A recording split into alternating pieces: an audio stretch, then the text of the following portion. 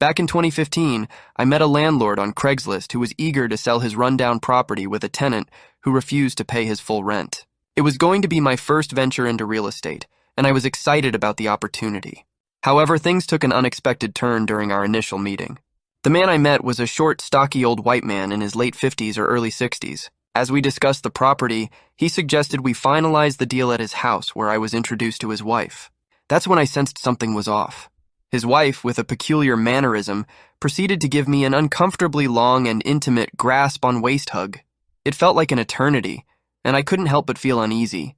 To make things stranger, the landlord was casually sitting in the kitchen, enjoying his food, and acting as if nothing unusual was happening. His wife continued the odd embrace, almost as if we were long-lost lovers, all while asking me questions as if everything was perfectly normal. The whole situation was surreal, and I couldn't shake off the feeling that something was amiss. Adding to the peculiarity of the encounter, their adopted son, who appeared to be around 17, 19 years old at the time, was casually sitting on the couch, engrossed in watching TV. It was clear to me that this behavior was not in line with typical American culture, as I have been here since I was 16. In the United States, it's not customary for a married woman to hug a stranger hip to hip for an extended period as if it's a normal occurrence. Little did I know, this bizarre meeting was just the beginning of the strange events that would unfold in the course of this real estate transaction.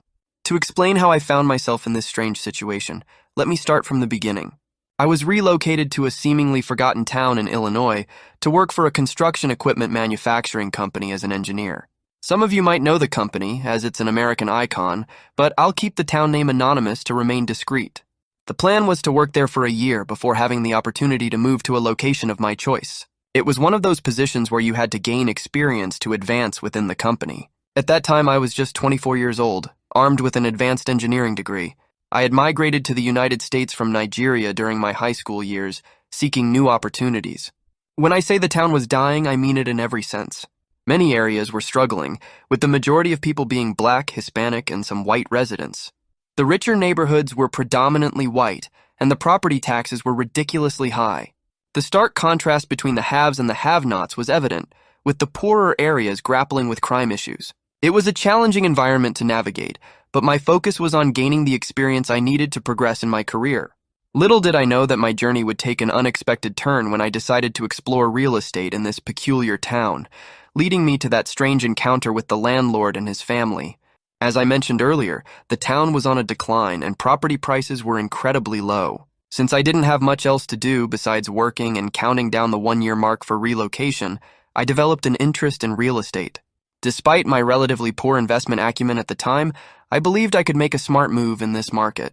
The idea was to purchase several low-cost properties, renovate them, and then rent them out. Little did I know the reality of the situation would soon hit me. Most of the houses in the town were quite old, and their condition turned out to be worse than their low prices suggested. In my excitement, I didn't realize that the cost of fixing these houses often exceeded their actual value. Nevertheless, my enthusiasm got the better of me, and I impulsively decided to acquire my first property at that time. Looking back, it remains the worst property I have ever acquired to date. The challenges I faced with that initial property purchase taught me valuable lessons about real estate, and it marked the beginning of a journey filled with unexpected twists and turns in this declining town. Little did I know that the strangeness I encountered during the acquisition of that first property was just a prelude to the even stranger events that awaited me. So, inspired by a real estate podcast called Bigger Pockets that I found on YouTube, I decided to dive deeper into the world of real estate. I took the real estate exam and passed it, not with the intention of becoming a real estate agent, but because I wanted to equip myself with comprehensive knowledge about the ins and outs of real estate. As I continued my quest for a potential property investment, I stumbled upon a listing on Craigslist for a property priced at less than 15 grand in cash. Intrigued, I reached out to the landlord, whose name I had noted, expressing my interest in buying the property. We arranged to meet at the location, and that's when I got my first taste of the challenges that awaited me. Upon arrival, I discovered that the property was currently occupied by a foul-mouthed, hoarding elderly man who refused to pay the full rent. Naive to the complexities of evicting someone in Illinois and completely unaware of the additional challenges, such as a massive tree growing dangerously close to the house and the daunting task of cleaning up a roach and rat-infested dwelling, I decided to purchase the house. Excitement over landing my first property overshadowed the reality of what I had unwittingly gotten myself into. Little did I know, this decision would mark the beginning of a series of unforeseen and peculiar events in my real estate journey. The dynamic between the landlord and the tenant was far from amicable. The 70-year-old tenant, feeling entitled, believed he should pay whatever he wanted for the rent. He argued that the property had originally been occupied by one of his relatives who had moved to Florida, leaving him behind. He was covering the rent with his Social Security income. In hindsight, this should have been a glaring red flag, a sign to reconsider the whole venture. But, fueled by my eagerness to embark on a new project, gain real estate experience, and take on an affordable property, I overlooked the warning signs. Despite the initial confrontations, my interactions with the landlord were surprisingly positive. He was curious and asked me numerous questions. We decided to meet again at a restaurant to discuss the necessary documents for the property transaction.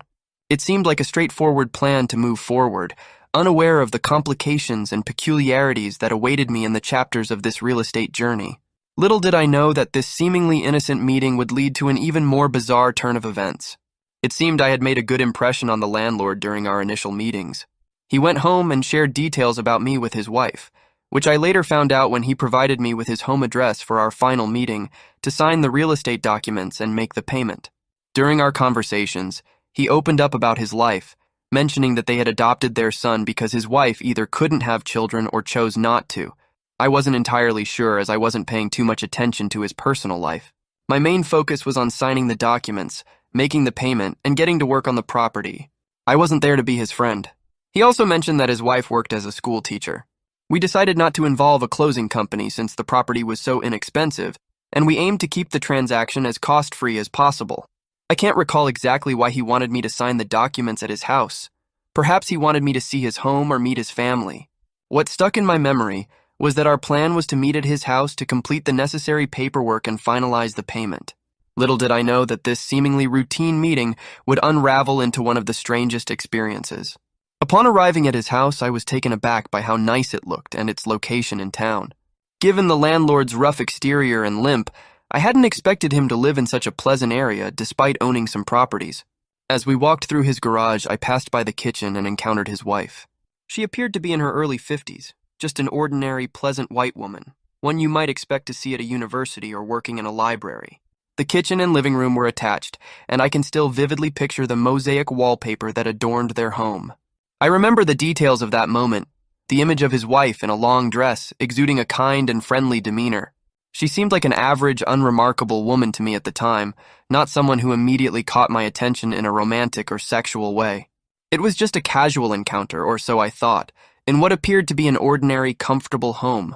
Little did I know that this unassuming meeting would soon take an unexpected turn, revealing the peculiarities hidden beneath the surface of this seemingly normal facade. As soon as she saw me, she called me by my name and enthusiastically came forward to give me a hug, crouch to crouch. Meanwhile, her husband sat in the kitchen, munching on nuts and talking about me to his wife while she was hugging me. As this went on, I noticed their adopted son, a tall kid, engrossed in watching TV.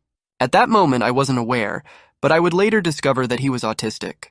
While she continued to hug me, crouch to crouch, she asked if I would like to visit her school and teach her students about Raspberry Pi. I felt utterly confused as she posed these seemingly normal questions while maintaining an uncomfortably close embrace. Her lips were almost touching mine, and I could taste the air from her words. The hug felt like it went on for an eternity, and I found myself agreeing to everything she was saying just to get through the awkward situation. Eventually, she must have sensed my discomfort, and she let go. She went to the backyard, leaving me standing there watching her tend to the garden through the screen door. The encounter left me feeling uneasy and bewildered, unsure of what had just transpired in the midst of this peculiar meeting at the landlord's house. Little did I know that this discomforting episode was just a hint of the strange events that would unfold in the months to come. The son remained focused on whatever he was doing in the living room and never glanced in my direction. After signing the documents and paying the landlord in cash, he kindly offered me something to eat, but I declined swiftly. I signed the paperwork, handed over the payment, breathed a sigh of relief, and made a quick exit from his house. The following day, I went to inspect the property, and the old man was there. I hoped I could logically convince him to vacate without resorting to eviction. However, this marked the beginning of a nightmare. The extent of the property's dilapidation wasn't immediately apparent due to the sheer amount of stuff inside. It turned out the man, along with his family members that lived there years ago before they abandoned him, were hoarders. The house was filled with cats, feces, and roaches. I couldn't fathom how anyone could live in such conditions. In hindsight, I should have been more compassionate, considering leaving the old man there and accepting whatever little he offered to pay. Rehabbing the property didn't seem worth it, given the high costs and the property's diminished value, a realization I would sadly come to later.